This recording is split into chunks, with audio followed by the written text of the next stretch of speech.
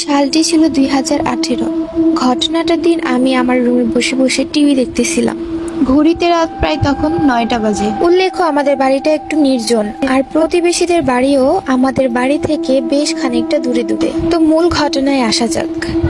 সেদিন এক বিশেষ কারণে আমার মা বাবা আমাকে বাসায় একা রেখে আমার খালামণিদের বাসায় গিয়েছিলেন।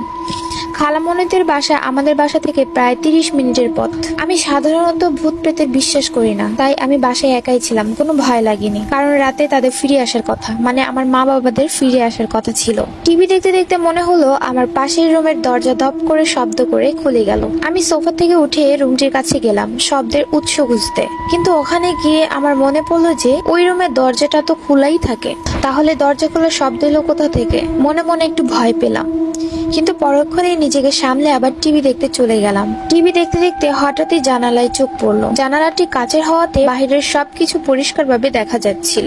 আমি কি ভেবে যেন জানালার পর্দা দিতে গিয়ে দেখলাম একটা কুকুরের আকৃতি একটা প্রাণী খুব জোরে মাটি খুঁড়ছে। আমি ভয়ে ভয়ে পর্দা টানতেই যাব, ঠিক তখনই দেখলাম প্রাণীটি খুব দ্রুত বেগে জানালার দিকে এগিয়ে আসছে। মনে হচ্ছিল ওটা জানালা ভেঙে একদম ঘরের ভিতরে ঢুকে যাবে। এই অবস্থায় আমি খুব দ্রুত পর্দা দিয়ে জানালার কাছ থেকে চলে আসলাম। ঘরের মেইন দরজার কাছে গিয়ে দরজাটা খুব ভালোভাবে আটকিয়ে দিলাম। এরপর প্রতিটি রুমের দরজা লক করে আমার রুমে চলে গেলাম। তবুও এক অজানা ভয় যেন আমাকে জেগে ধরলো, তাই আমি আমার রুমের দরজাটাও লাগিয়ে দিয়ে বিছানায় উঠে বসলাম। হঠাৎই মনে হলো আম্মুকে একটা কল দিয়ে জেনে নিই যে তাদের আসতে কতক্ষণ লাগবে। ফোন হাতে নিতেই দেখলাম ব্যাটারি ডাউন। ফোনের চার্জার খুঁজে ফোন চার্জে বসাতেই দেখি ভোল্টেজ আপ ডাউন করছে। ভয়ে ভয়ে চার্জারটা খুলে পাশে রেখে দিলাম। ঠিক তখনই দেখলাম ফোনটা হঠাৎ ভাইব্রেট করছে। এটা দেখে আর নিজেকে সামলাতে পারলাম না। খুব জোরে একটা চিৎকার করে লাফ দিয়ে বিছানার এক কোনায় গিয়ে গুটিসুটি হয়ে বসে রইলাম। ফোনটা ততক্ষণে ছুঁড়ে আমি ফ্লোরে ফেলে দিয়েছি, যার ফলে ফোনের বিভিন্ন অংশ খুলে ছড়িয়ে ছিটে পড়ে আছে। ফোন ছাড়া এখন আমি কিভাবে আম্মু আব্বুর সাথে কথা বলবো? এটা ভাবতেই আমার ভয় যেন আরো বেড়ে গেল। ঘড়িতে তাকিয়ে দেখি রাত প্রায় তখন 1টা বাজে।